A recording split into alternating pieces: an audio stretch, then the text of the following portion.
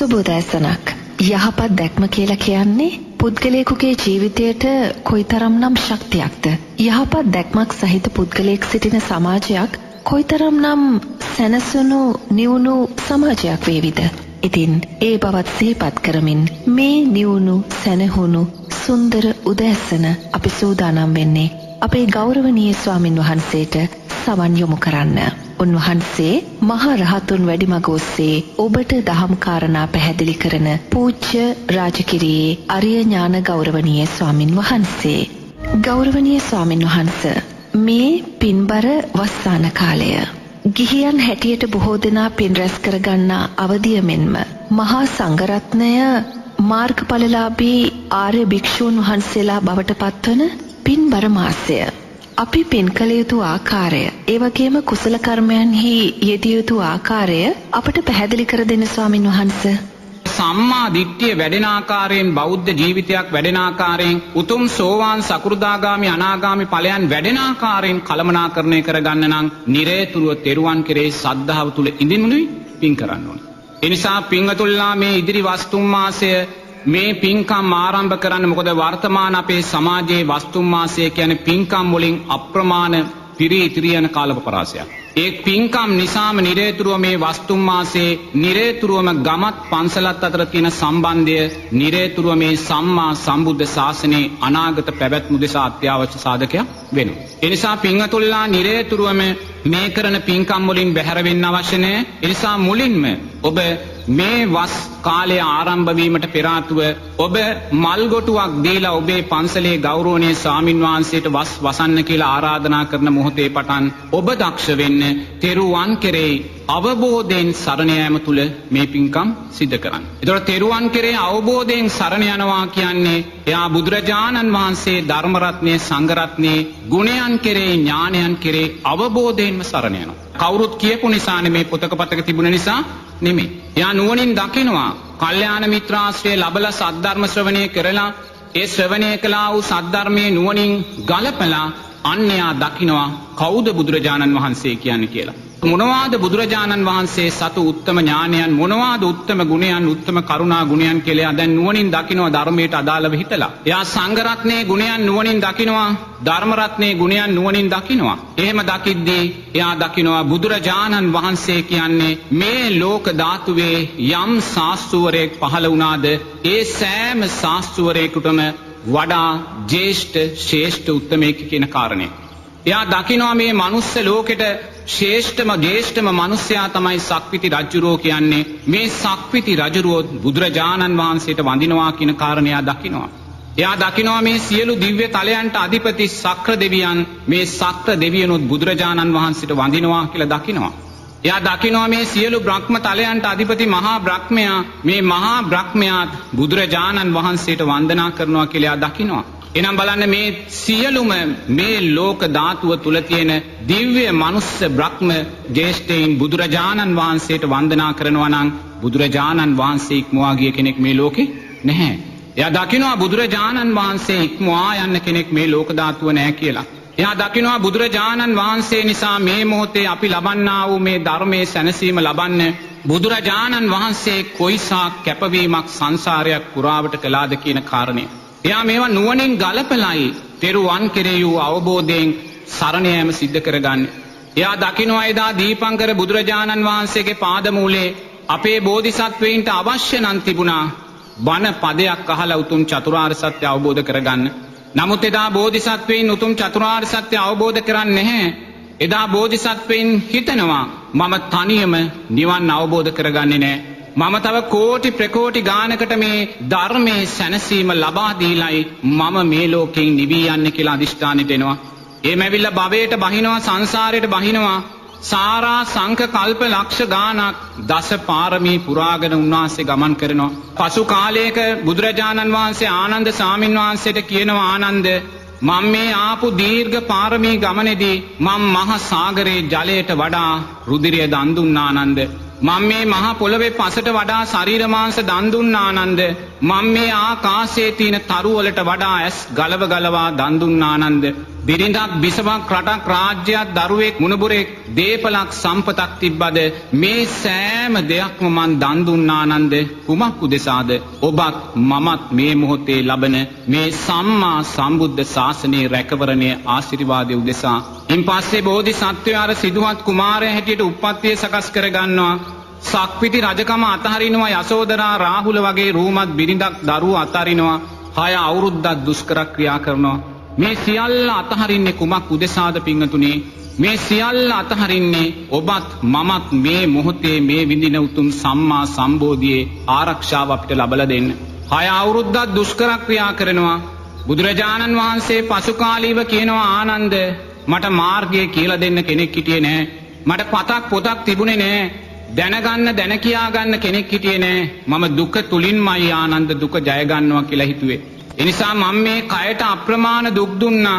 සමහර දාට මං එක කඩල ඇටයක් විතරයි වැළඳුවේ සමහර දාට එක මං බත් ඇටයක් විතරයි වැළඳුවේ ඊට වඩා දෙයක් ආනන්ද මං ශරීරයට දුන්නේ නෑ ජීවිතයට දුන්නේ නෑ මම දුක තුලින්මයි ආනන්ද දුක ජය ගන්නවායි කියලා හිතුවේ එදා මගේ උදරය කියලා පිටකොන්ද කියලා දෙකක් තිබ්බේ නෑ උදරය අත ගන්නකොට පිටකොන්දයි අසුනේ පිටකොන්ද අත ගන්නකොට උදරයයි අසුනේ ඒසා ආනන්ද මම මේ ශරීරයට දුක් දුන්නා කුමක් උදෙසාද පින්වතුනි ඔබත් මමත් මේ මොහොතේ අත්විඳින මේ උතුම් සැනසෙල්ල අපිට ලබලා දෙන්න අවසානයේ බෝධිසත්වයෝ දකිනවා දුක තුලින් දුක ජය ගන්න බැහැ කියලා බෝධිසත්වයෝ ජයශ්‍රී මහා බෝධි මූලය ළඟ වාඩි වෙලා චිත්තයක් අදිෂ්ඨානයක් ඇති කර ගන්නවා පින්වතුනි මොකක්ද ඒ චිත්තය මගේ ලේ මස් සම්මැට නහර වියලේවා මේ සම්මා සම්බුද්ධ රාජ්‍ය අවබෝධයෙන් තොරව මන් නැගිටින්නේ නැහැ කියලා බලන්න මොකක්ද මේ ජයශ්‍රී මහා බෝධි මූලෙදි සිද්ධ කරන්නේ බෝධිසත්වයෝ ජීවිතේ මරණයට දානවා කියන්නේ රූපය කෙරෙහි තියෙන තෘෂ්ණාව අතහරිනවා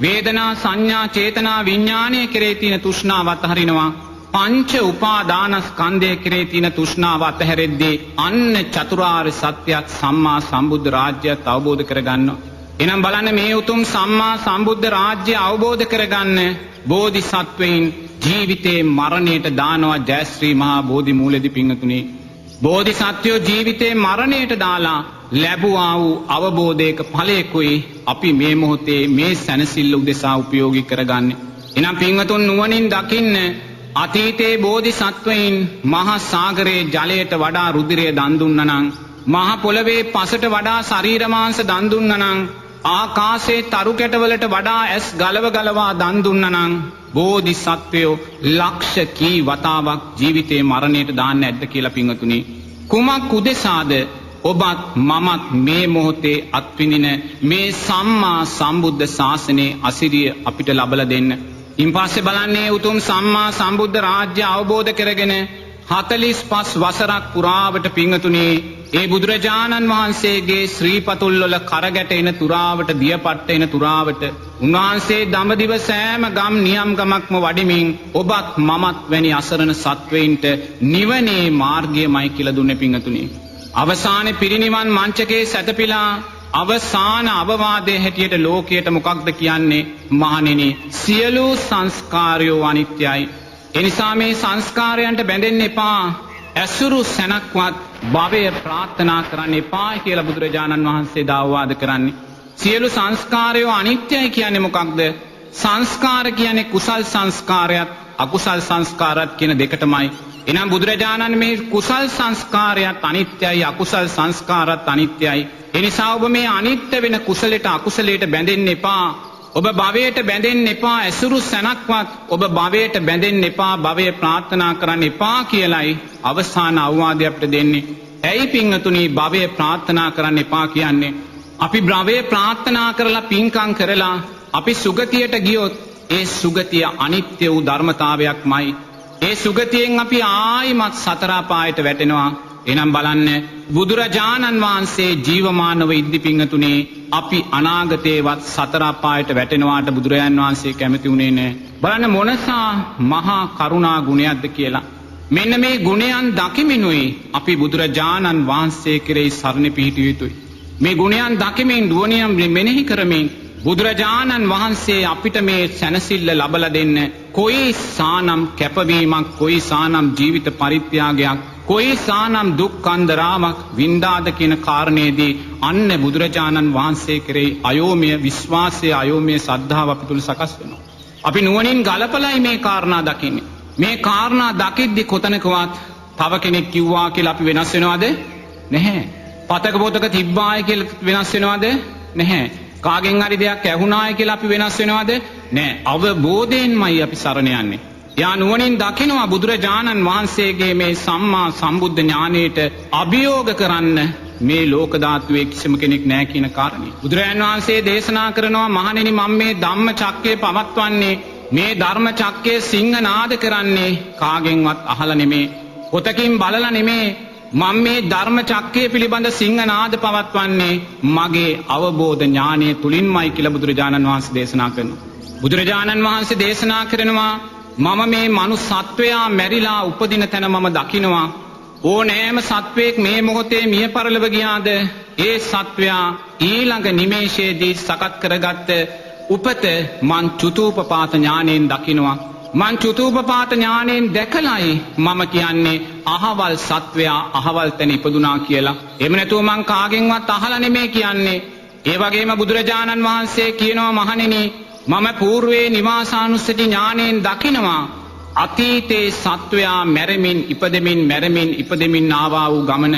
මං పూర్වේ නිවාසානුස්සති ඥාණයෙන් දකිනවා සත්වයේගේ ජීවිත 100ක් අතීතයට මං දකිනවා.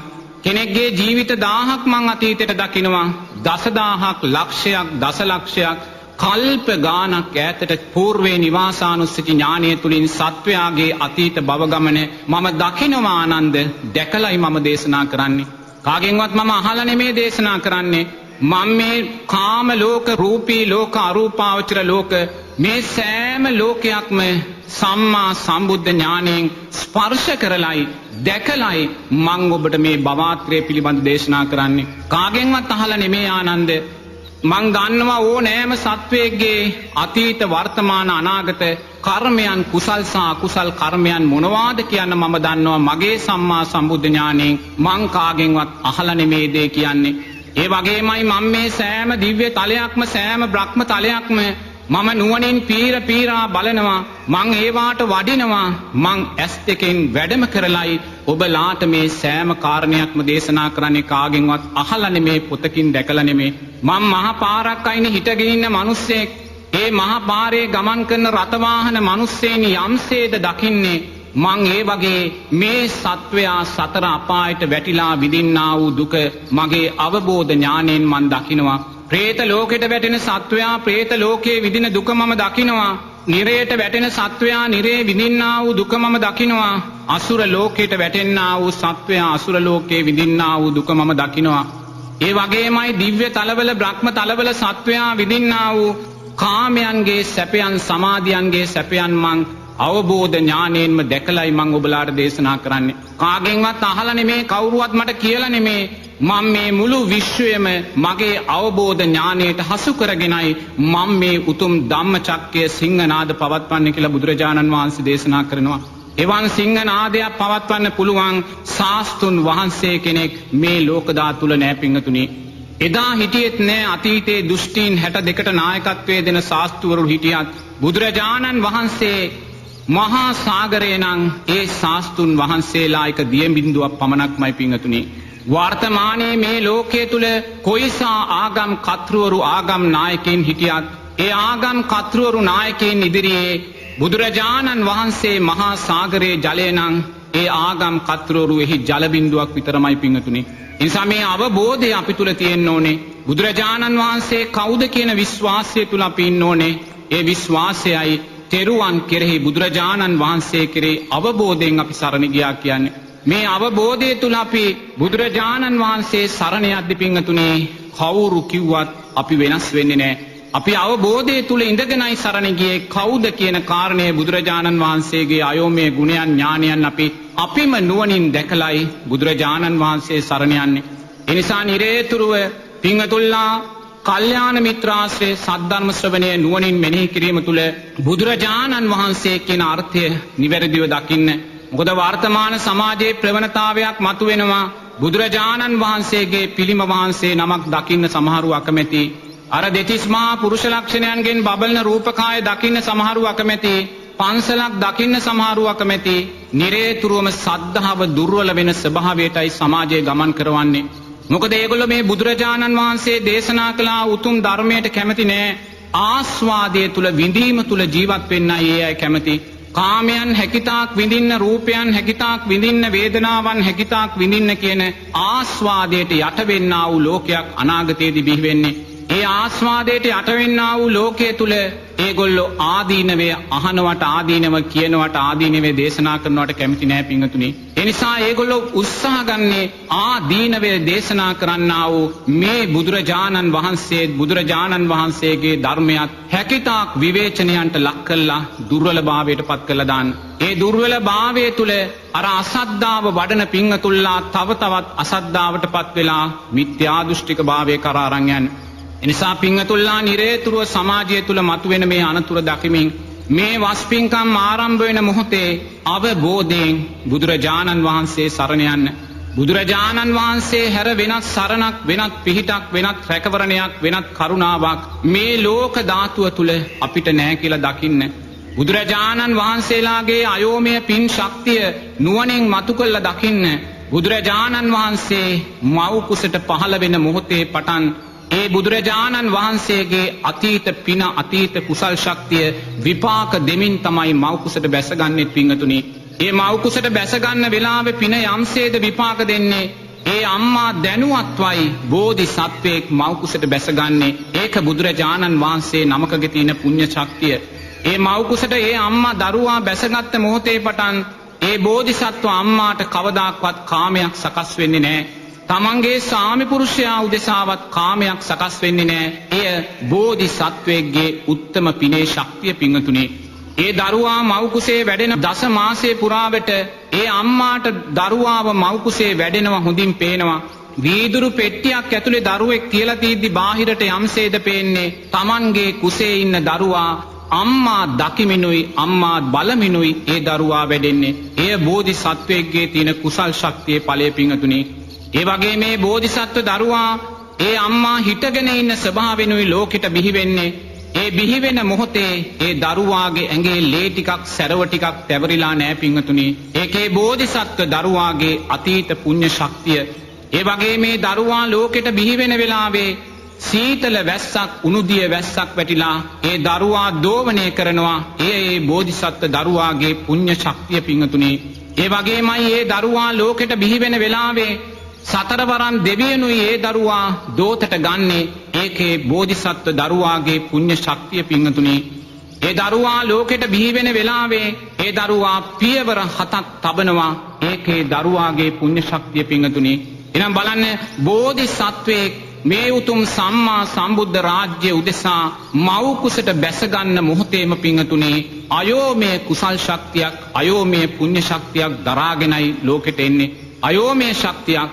ඒ වගේමයි ලෝතුරා බුදුරජාණන් වහන්සේ නමක් කිසිම දාක පිංගතුනි, කිසිම දෙවියෙකුට, කිසිම බ්‍රහ්මෙකුට, කිසිම මාරෙකුට ජීවිත හානියක් කරන්න බෑ. ඒ කියන්නේ මරණයට පත් කරන්න බෑ. ඒක බුදුරජාණන් වහන්සේලා සතු අයෝමය පිනේ, අයෝමය කුසලයේ ශක්තියක් පිංගතුනි. නමුත් අන්නේ ආගමික ශාස්ත්‍රවරු ඉන්න පුළුවන් නායකයින් ඉන්නවා. නමුත් මේ අයෝමය ශක්තියින් එක ගනිද්දි පිංගතුනි බුදුරජාණන් වහන්සේ මහා සාගරයේ ජලය නම් ඒ ශාස්ත්‍රුන් ඒ සාගරයේ ජල බිඳුවක් පමණක්මයි. මේ කාටවත් අගෞරවයක් කරන නෙමේ, ඇත්ත ඇති සැටියෙන් දැකීමක් පමණයි. ඒ නිසා බුදුරජාණන් වහන්සේගේ මේ අයෝමය ගුණයන් අපි කොයිම වෙලාවකවත් සැඟවිය යුතු නැහැ පිංගතුනි. මොකද තිබ්බේ ගුණයන් ගැනයි, තිබුණ ගුණයන් ගැනයි, පරිපූර්ණව තිබුණ ගුණයන් ගැනයි අපි කතා කරන්නේ. බුදුරජාණන් වහන්සේ සතුව මේසා අයෝමය ගුණයන් තියෙනවා නම් ඒ අයෝමය ගුණයන් වහලා අපි කතා කරන්න ඕනේ නෑ. ඒ අයෝමය ගුණයන් ගැන කතා කරන්න බය වෙන්න අවශ්‍යතාවයකුත් නෑ. මොකද අපි කතා කරන්නේ අපේ ශාස්ත්‍රුන් වහන්සේ සතු වූ ගුණයන් පිළිබඳවයි. නමුත් වර්තමාන සමාජයේ අපි දකිනවා බුදුරජාණන් වහන්සේගේ ගුණයන් ගැන කතා කරද්දී බුදුරජාන් වහන්සේගේ මේ අයෝමය කුසල් ශක්තිය පින ගැන කතා කරද්දී ඒ කතාවට ජාතිවාදය නැත්තම් ආගම් වාදය කියන වචනය යොදලා බලවත් වූ බාධාවන් සිද්ධ කරනවා. ඒ තැනට සමාජය අද ඇවිල්ලා තියෙනවා පින්වතුනි. නමුත් ජාතිවාදයක් ආගම්වාදයක් නෙමෙයි මෙතන මතුවලා තියෙන්නේ. බුදුරජාණන් වහන්සේගේ සැබෑ ගුණයනුයි අපි මේ ප්‍රකාශ කරන්නේ. අන්‍ය ශාස්ත්‍රුන් වහන්සේලාට ඒ ගුණයන් නැහැ කියලා බුදුරජාණන් වහන්සේගේ ගුණයන් අපි වහන්න බෑ අපිට. අපි වහන මොහොතක් පාසා අපි අපේ සද්ධාව දුර්වල කරගන්නවා පින්වතුනි. එනිසා යම් පින්වතෙක් සමාජය තුල ජාතිවාදය ආගම්වාදය කියන කරුණු මතු කරලා බුදුරජාණන් වහන්සේගේ ගුණයන් දෙවෙනි තැනට දානවා නම් ඒ දාන මොහොතක් පාසා වූ මිත්‍යා දෘෂ්ටික භාවයට අදාළ සංස්කාරණු රැස් කරගන්නේ. ඒ රැස් කරගන්නවා වගේම අප්‍රමාණ පිරිසකට අසද්ධාවට පාර පෙන්නන අසත්පුරුෂ මිත්‍රයෙක් බවටයි ඒ පුද්ගලයන්පත් වෙන්නේ. එනිසා කොයිම වෙලාවකවත් අන්‍ය ජාතීන්ගේ හිත රිදෙනවා කියලා අපේ ශාස්ත්‍රුන් වහන්සේගේ ගුණ ගැන කතා කරන්න බිය වෙන්න එපා. ඒ බිය වෙන මොහොතක් පාසා ඔබ අසද්ධාවට අදාළ ධර්මයන් සකස් කරගන්නේ. බුදුරජාණන් වහන්සේ දා දඹදිව දුෂ්ටීන් 62ක් මැද්දේ බුදුරජාණන් වහන්සේගේ අයෝමය ගුණයන් පිළිබඳ මුළු සමාජයටම සිංහනාද කළා. බුදුරජාණන් වහන්සේගේ ගුණයන් සැඟෙව්වේ නැහැ අන්‍ය ජාතීන් අන්‍ය ආගමිකින්ගේ හිත රිදෙයි කියලා. බුදුරජාණන් වහන්සේ සැඟවිලා ජීවත් වුණේ නැහැ පින්වතුනි. ඒ නිසා මේ මොහොතේ අන්‍ය ජාතිකයින්ගේ අන්‍ය ආගමික පින්වතුන්ලාගේ හිත රිදෙනවා කියලා බුදුරජාණන් වහන්සේගේ ගුණයන් එක දශමයක්වත් සංගවන්න යටපත් කරන්න නොකියා ඉන්න අපිට අවශ්‍යතාවයක් නැහැ පින්වතුනි. බුදුරජාණන් වහන්සේගේ ගුණයන් පිළිබඳ සිංහනාද කරන්න ඕනෑම බුදුරජාණන් වහන්සේගේ ශ්‍රාවකයෙකුට ශක්තිය තියෙන්න ඕනේ. එතනයි සද්ධාව කියන කාරණේ මතුවෙන්නේ පින්වතුනි. එනිසා නිරේතුරුවම මේ අයෝමය ශක්තිය, අයෝමය ඥාන ශක්තිය, මේ අයෝමය බුදුරජාණන් වහන්සේගේ ගුණයන් නුවණින් දකිමින් අවබෝධයෙන් බුදුරජාණන් වහන්සේ සරණ යන්න. පූජ්‍ය රාජගිරියේ අරිය ඥාන ගෞරවනීය ස්වාමින් වහන්සේ සිරස FM පන්සිල් මළුවට මේ සුවිශේෂී වස්සාන සමය වෙනුවෙන් ලබා දුන් දහම් සාකච්ඡාවයි ඔබ ශ්‍රවණය කරන්නේ. ගරු ස්වාමින් වහන්සේ මේ පින්කම් කරන අතර සමාජය පින කුසලය කියන කාරණා සම්බන්ධව විශේෂයෙන් අවධානය යොමු කරනවා නේද? සමාජයේ කොච්චර මේ කාරණා දෙක කතා කළත් මේ කාරණා දෙකේ අර්ථයන්ගෙන් සමාජය දිනෙන් දිනම පිරිහීමට පත් වෙනවා පින්වතුනි. ඒ නිසයි මේ කාරණා දෙක මේ වැදගත් අවස්ථාවේ මතක් කළේ. ඒ නිසා බුදුරජාණන් වහන්සේ පින කියලා කියන්නේ පින්වතුනි සැපයට කියන තවත් නමක් පින්වතුනි. යම් පින්වතෙක් සැපෙන් ජීවත් වෙනවා නම් සතුටෙන් ජීවත් වෙනවා නම් ඒක තමයි පින කියලා කියන්නේ පින්වතුනි. යම් කෙනෙක් දුකෙන් ජීවත් වෙනවා නම් ඒක තමයි පව කියලා කියන්නේ. එනිසා පින කියලා කියන්නේ බුදුරජාණන් වහන්සේ සැපයට කියන්නා වූ තවත් නමක් පින්වතුනි. ඒක තමයි පින. එතකොට කුසලය කියලා කියන්නේ මොකද්ද? සිතින්, කයින්, වචනයෙන් සිදුවෙන්නා වූ යහපත් දේ පින්වතුනි. එතකොට කයින් සිදුවෙන්නා වූ යහපත් දේ මොනවද? එයා සතුන් මරන්නේ, සොරකම් කරන්නේ, කාමයේ වර්ධවා හැසිරෙන්නේ නැහැ. එයා වචනයෙන් කරන්නා වූ යහපත් දේ මොකද්ද? මුසාවාදා, පිසුනා වාචා, පරුසා වාචා, සම්පප්පලාපයෙන් වළදිනවා. මනසෙන් සිදු කරගන්නා වූ යහපත් දේ මොකද්ද? අලෝභ, අද්වේෂ, අමෝහයන් තුල ජීවත් වෙනවා. එහෙනම් දැන් පින කියන වචනේ අර්ථය සැපයට කියන තවත් නමක්, කුසලය කියන වචනේ අර්ථය තවත් අර්ථයක්. ඒ කියන්නේ මේ වචන දෙකේ අර්ථ දෙක වෙනස් පින්වතුනි. ඒක හොඳට තේරුම් ගන්න ඕනේ. වචන දෙකේ අර්ථ වෙනස් වුණත් මේ අර්ථයන් දෙක එකට බැඳිලායි තියෙන්නේ පින්වතුනි. යම් කෙනෙක් සැපෙන් ජීවත් වෙන්නේ කුමක් නිසාද? කුසල් දහම් වඩන නිසාමයි පින්වතුනි. යම් කෙනෙක් දුකෙන් ජීවත් වෙන්නේ කුමක් නිසාද? අකුසල් දහම් වඩන නිසාමයි. ඒ නිසා පින කියන වචනේ අර්ථයත් කුසලය කියන වචනේ අර්ථයත් දෙකක් වුණත් මේ දෙක නිරේතුරු එකට බැඳිලායි තියෙන්නේ පින්වතුනි. ඒ නිසා පින්වතුල්ලා වස් කාලය ආරම්භ කිරීමේදී අර ස්වාමින් වහන්සේලාට වස් කොටුවක් පූජා කළා, මල් කොටුවක් පූජා කරලා ඒ වස් පින්කම ආරම්භ කරන මොහොතේ පටන් පින්වතුල්ලා පින් කර යුත්තේ පින්වතුනේ ලෝභ, ද්වේෂ, මෝහ අකුසල් මූලයන් දුර්වල වෙන ආකාරයට. අනේක හොඳින් සිහි තබා ගන්න. මොකද වර්තමාන සමාජයේ පින් කරන්නේ බලවත් ආකාරයෙන් අකුසල් මූලයන් වැඩෙන දිශාවටමයි පින්වතුනේ. ලෝභ, ද්වේෂ, මෝහයන් වැඩෙන දිශාවටමයි පින්කම් සිද්ධ කරගන්නේ.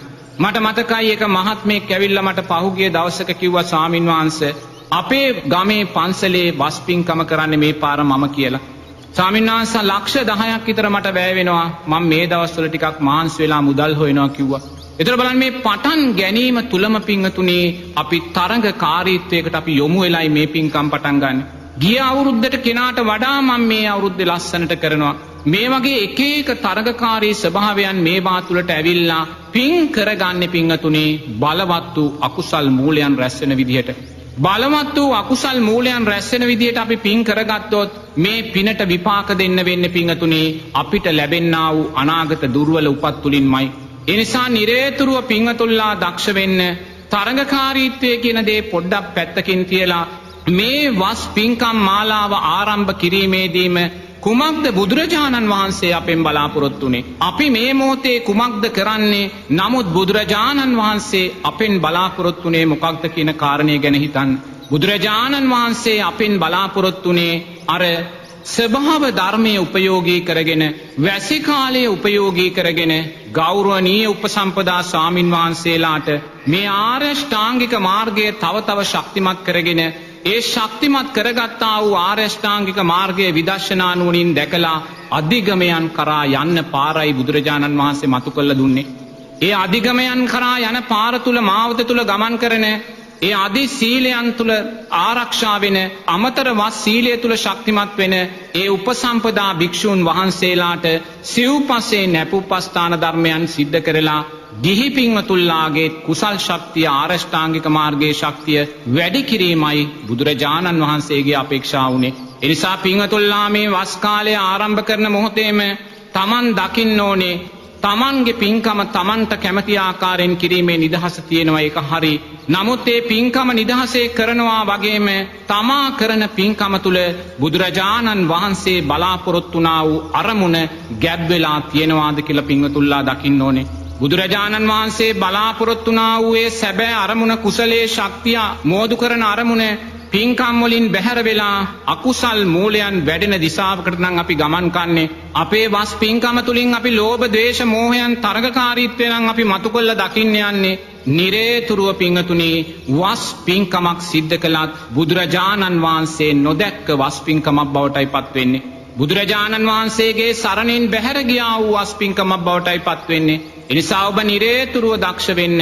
ඔබ කරන්නා වූ මේ වස්තුම් මාසයේ සෑම පින්කමකදීම ලෝභ ද්වේෂ මෝහයන් නොවැඩෙන ආකාරයෙන් මනෝ කර්මයන් නොවැඩෙන ආකාරයෙන් වචී කර්මයන් වචනයෙන් සිද්ධ වෙන්නා වූ වැරදි නොවන ආකාරයෙන් කයෙන් සිද්ධ වෙන්නා වූ වැරදි නොවන ආකාරයෙන් මේ පින්කම බුදුරජාණන් වහන්සේ බලාපොරොත්තු වුණා වූ අරමුණ සඵල කර ගැනීම උදෙසා යොදා ගන්න. ඒ වගේම පින්වත් පැවිදි පාර්ශවයක් දක්ෂ වෙන්න ඕනේ. උපසම්පදා භික්ෂූන් වහන්සේලා හැටියට අපි බුදුරජාණන් වහන්සේ වස් 3 මාසය තුල අපෙන් බලාපොරොත්තුනේ මොකක්ද කුමන කාරණයක්ද කියන කාරණේ මතු කළා දකින්න. 3 මාසයක් අපි වස් සමාදන් වෙන වෙලාවේ අපි සීමා මාලකයකට නැත්තම් බෝධින්නාන්සේ ළඟකට ගිහිල්ලා අපි අදිෂ්ඨානයක් කරගන්නවා. ඉමන් තේමාසං වස්සං උපේමී කියලා මේ 3 මාසය මං වස් අදිෂ්ඨානය කළා මේ ආරණ්‍ය ගත කරනවා කියලා. එනම් බුදුරජාණන් වහන්සේ අපිව මේ 3 මාසයක් එක තැනක නවත්තලා බුදුරජාණන් වහන්සේ භික්ෂූන් වහන්සේලා වන අපෙන් බලාපොරොත්තුනේ ආර්ය අෂ්ටාංගික මාර්ගය ශක්තිමත් කර ගැනීමමයි. ඒ ආර්ය අෂ්ටාංගික මාර්ගය ශක්තිමත් කරගෙන ආර්ය අෂ්ටාංගික මාර්ගයේ විදර්ශනා නුවණින් දැකලා මේ උතුම් සෝවාන් සකු르දාගාමි අනාගාමි ඵලයන් සාක්ෂාත් කොට දීමමයි. එනිසා වස් පින්කම ආරම්භ කරන මොහොතේම දිහි පැවිදි දෙපාර්ශවයේම මොහොතක් සතිය සිහියෙන් යුතුව හිතන්න ඕනේ මේ වස් 3 මාසය තුල බුදුරජාණන් වහන්සේ අපෙන් බලාපොරොත්තුනේ කුමක්ද කියන කාරණය. අපි බුදුරජාණන් වහන්සේ බලාපොරොත්තුෙන් බැහැරට යන මොහොතක් පාසා අපි බැහැරට යන්නේ සද්ධාවෙන් කියන කාරණය නිරතුරුව ඔබ දකින්න ඕනේ. අපි සද්ධාවෙන් බැහැර වෙන්න අනාගතේ පන්සල් තියේවි ආරණ්‍ය තියේවි ස්වාමින් වහන්සේලා තියේවි පින්කම් තියේවි පෙරහැරවල් තියේවි සද්ධාව දුර්වල වෙච්ච සමාධියක් තමයි අපිට දකින්න ලැබෙන්නේ. අරවා සියල්ලම තියේයි. නමුත් සද්ධාව දුර්වල වුණා වූ සමාජ ධර්මයක් තමයි අපිට දකින්න ලැබෙන්නේ. ඒ නිසා නිරේතුරුවම ඔබ දකින්න මේ පින්කම් මාලාවේදී පින් සිද්ධ කර ගැනීමේදී කුසලයේ වැඩෙන ආකාරයෙන් තමන්ගේ පින්කම් සිද්ධ කරන්න. එතනයි පින්තුනේ කටින පින්කමක් තුලින් අපි බුදුරජාණන් වහන්සේ දැක්ක වෙන්නේ. අපි කටින පින්කමක් ලෝභ දේශ මෝහයන් වඩමින් සිද්ධ කළොත් අපි පින්කම අවසානයේ දැකලා තියෙන්නේ මායාමයි කියන කාරණය, පංච උපාදානස්කන්ධ මායාමයි කියන කාරණය අපි දකින්න දක්ෂ වෙන්න ඕනේ. ස්වාමින් වහන්සේ බුදුරජාණන් වහන්සේ දේශනා කළේ අත්හරින්න. නමුත් වර්තමාන සංඝ සමාජය තුළ එවැනි අත්හැරීමක් අපි දකින්නේ නැහැ. මෙහෙමයි අපි ওই ප්‍රශ්නේ කතා කරන්නේ නෝනා බුදුරජාණන් වහන්සේ පිරිනිවන් පාලා අවුරුදු 2600ක් ගියාට පස්සේ. ඒක අපි තේරුම් ගන්න ඕනේ. ඒතර බුදුරජාණන් වහන්සේ ජීවමාන විද්දිම උපසම්පදා භික්ෂුන් වහන්සේලාට විනය කාරණා 227ක්ම පනවනවා. ওই විනය කාරණා 227ම පැනෙව්වේ ස්වාමින් වහන්සේලා 227 දෙනෙක් කළා වූ වැරදි නිසා. තේරෙනවද? එහෙම නැතුව නෙමෙයි පැනෙව්වේ. හැම වැරද්දක් කළාට පස්සේ බුදුරජාණන් වහන්සේ විනය කාරණා පනවන්නේ. එහෙනම් එදා බුදුරජාණන් වහන්සේගේ කාල පරිච්ඡේදය නෝනා මෙවැනි තත්වයන් සමාජය තුල තිබ්බා. එනිසා වර්තමානයේ සමාජයේ බුදුරජාණන් වහන්සේ දේශනා කළා වූයේ අත්හැරීමේ මාර්ගයෙන් බැහැරව සමාජය ගමන් කරනවා නම් නෝනා ඒක අපි ධර්මයේ හැටියටයි දකින්න ඕනේ. ධර්මය කියන්නේ මොකද්ද? සංස්කාරයන්ගේ වෙනස් වීම. නිරේතුරුව මේ ධර්මය කියන්නේ ප්‍රතිපදාව කියන්නේ ප්‍රාතිමෝක්ෂ සීලය කියන්නේ ධර්ම මාර්ගය කියන්නේ නිරේතුරුව වෙනස් වෙන ධර්මතාවයක් කියන කාරණය අපි දකින්න ඕනේ. මෙන්න මේ වෙනස් වීමයි අපි මෙතනින් අවබෝධ කරගන්න ඕනේ. ඒ වෙනස් වීම අවබෝධ කරගන්න අපි දක්ෂ නම් ඒ වෙනස් වීම අපේ යහපත උදෙසා සිද්ධ වුණා වූ දෙයක්මයි මොන. ඒ නිසා ලෝකය නිවැරදි කරන්න බෑ. බුදුරජාණන් වහන්සේ ලෝකය නිවැරදි කරන්න ගියේ නෑ. බුදුරජාණන් වහන්සේ දන්නවා ලෝකය නිවැරදි කරන්න බෑ කියලා. ඒ නිසා නිවැරදි කරන්න බැරි ලෝකයක් බුදුරජාණන් වහන්සේ නිවැරදි කරන්න ගියේ නෑ. නිවැරදි කරන්න බැරි ලෝකය කමඨාණක් කරගෙන බුදුරජාණන් වහන්සේත් මහා සංඝයාත් නිවැරදිභාවයට පත් වුණා. එනිසා මේ මොහොතේ මේ සමාජයේ කොයිසානම් විපර්යාසයන් සිද්ධ වුණත් කොයිසානම් කාමයන්ට අදාළව කොයි දේ ගොඩ නැගුණත් ඒ කිසිම තැනක නෝනා වැරද්දක් නැහැ. වැරද්ද තියෙන්නේ මොකේද? සද්ධාවේ දුර්වලභාවයයි. අපේ සමාජයේ සද්ධාව කියන වචනේ අර්ථය නෝනා ඊටමත් දුර්වල ආකාරිනුයි ජීවිතයට එකතු කරගෙන තියෙන්නේ. බුදුරජාණන් වහන්සේ කියනවා සද්ධාව කියන්නේ සක්විති රජකමටත් වඩා ශ්‍රේෂ්ඨ දෙයක් කියලා.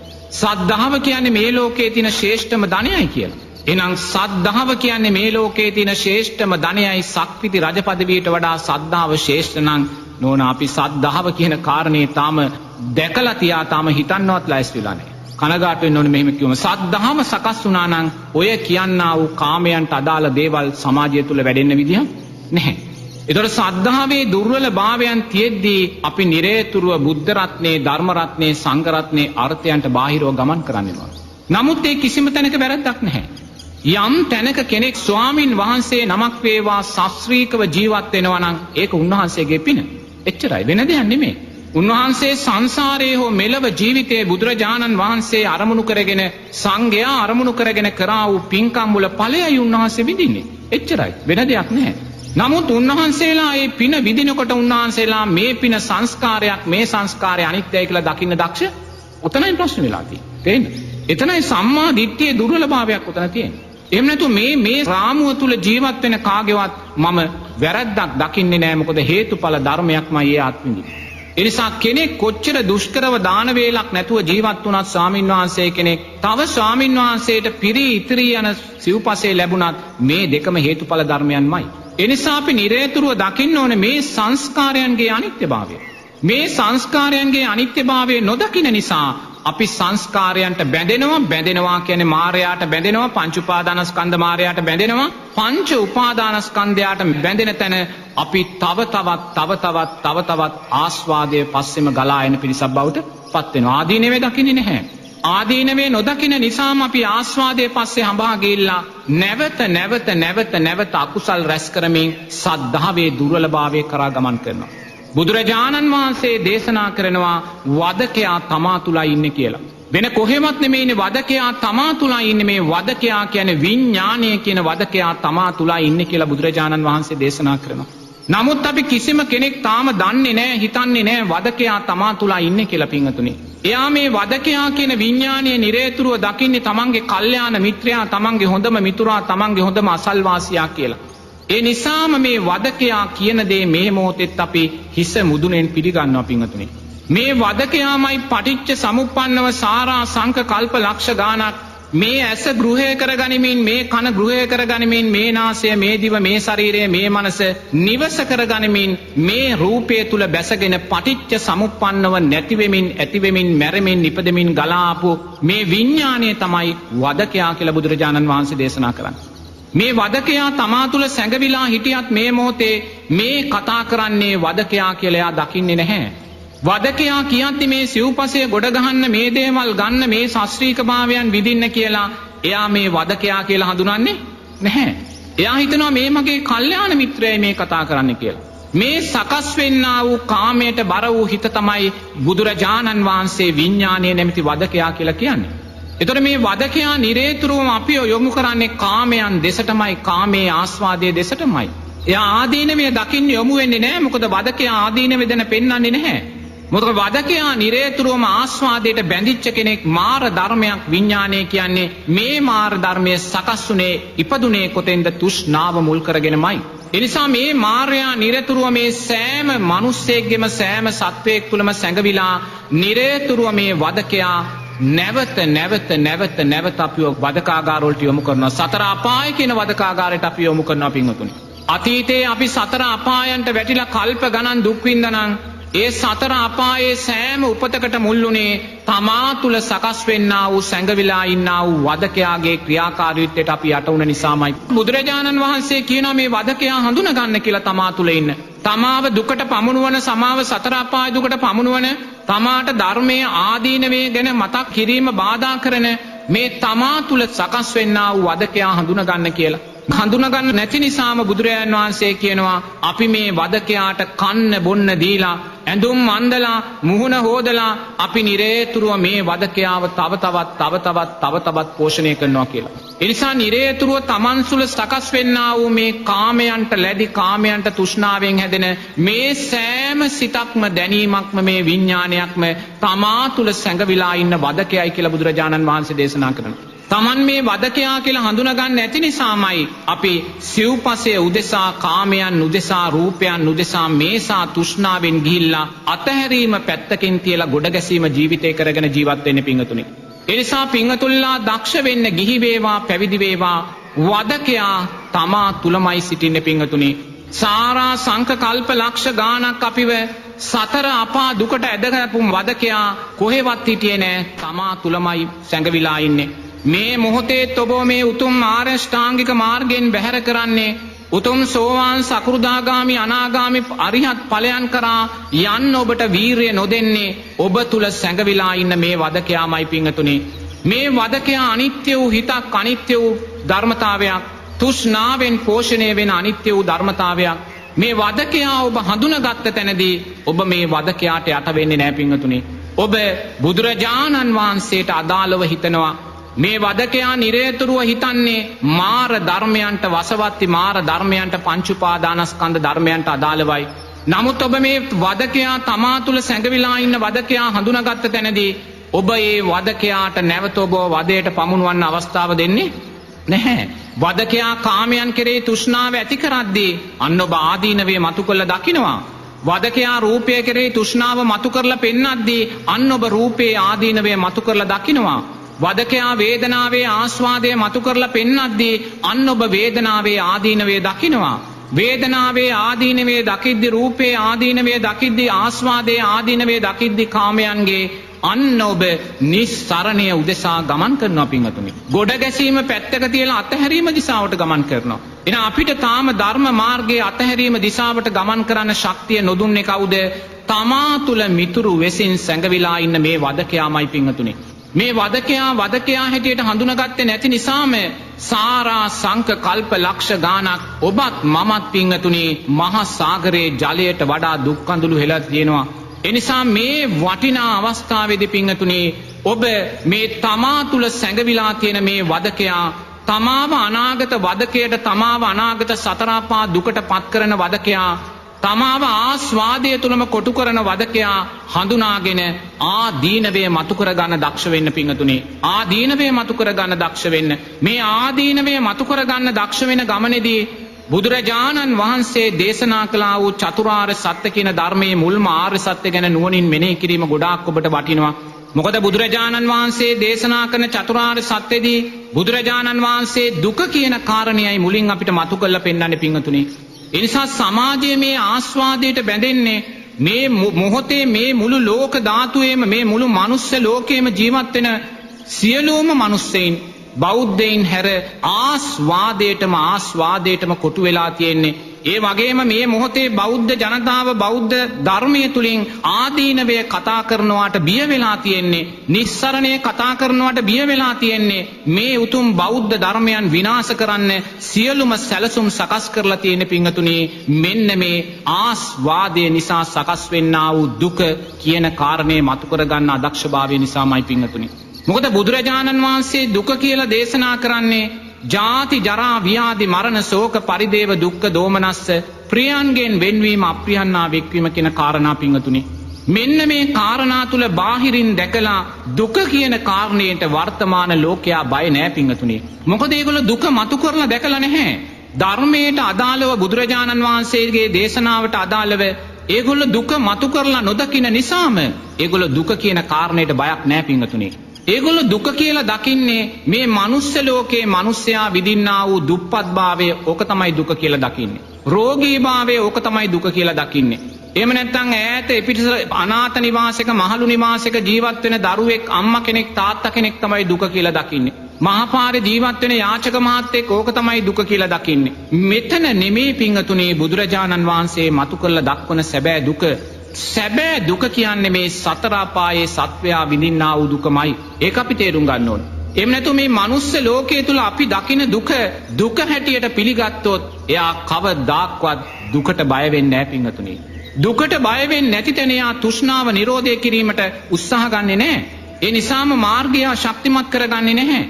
එනම් මේ මොහොතේ යමෙක් තුල ආර්ය ශ්‍රාංගික මාර්ගයේ ශක්තිමත් නොවෙනවා නම් ඊට එකම මුල් හේතුව තමයි එයා තාම දුක හැටියට දැකලා නැහැ පින්වතුනි.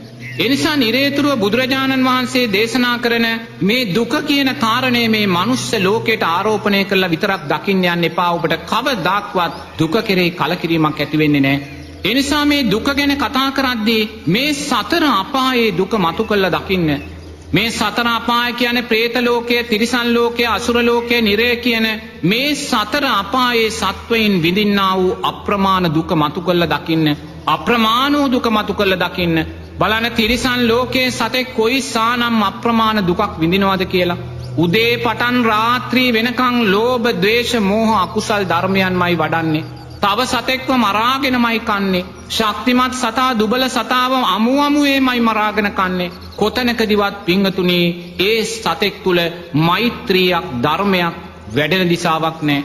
අකුසල් මූලයන්ම වැඩෙමින් සියලුම දුක් තනිවම දරා ගනිමින් අප්‍රමාණ දුක් විඳිනවා. මට මතකයි මම එක්තරා ආරණ්‍යකෙද්දී මට නායක ස්වාමීන් වහන්සේ මතක් කළා අන්න අර අහවල් තැන ඇතින්නක් මැරිලා ඉන්නවා කියලා. උන්වහන්සේ ගිහිල්ලා ඒ ඇතින්න බැලුවා වෙඩි තියලා මරලා දාලා තිබ්බේ. අනේ ඇතින්නගේ පිටිපස්සේ වලිගේ පැත්තෙන් පොහොර උරයක් වගේ ලොකු බෑග් එකක් වැටලා තිනවා. මොකක්ද අර වෙඩි කාගෙන අප්‍රමාණ දුක් විඳලා මැරෙන වෙලාවේ ඒ ඇතින්නගේ කුසේ හිටිය අර අලි පැටවා අර ගර්භාෂයත් එක්කම එළියට ඇවිල්ලා පිංගතුනි. බලන්න මේ අම්මයි මේ දරුවයි කොයිසා දුකක් විඳින්නේ නැද්ද කියලා. වෙඩි වැදිලා එක පැත්තකින් වරුවකට වඩා පන ඇද දඟලද්දී අර කුසේ හිටිය අලි පැටියා අර ජීවත්ව සිටිද්දිම අරසා දුකක් විඳලා මිය යද්දි පිංගතුනි කොයි සානන් දුක් අන්තරාවක් ඒ සත්තු දෙන්න විඳින්නේ නැද්ද? මොකද ඒ සතෙකුට රෝහලකට යන්නද වින්නපු මාතාවක් හොයන්නද පැනඩෝල් පෙත්තක් දෙන්නද? තමන්ගේ දුක ඒ සත්තු තමන් තනියම දරා ගන්නවා පිංගතුනි.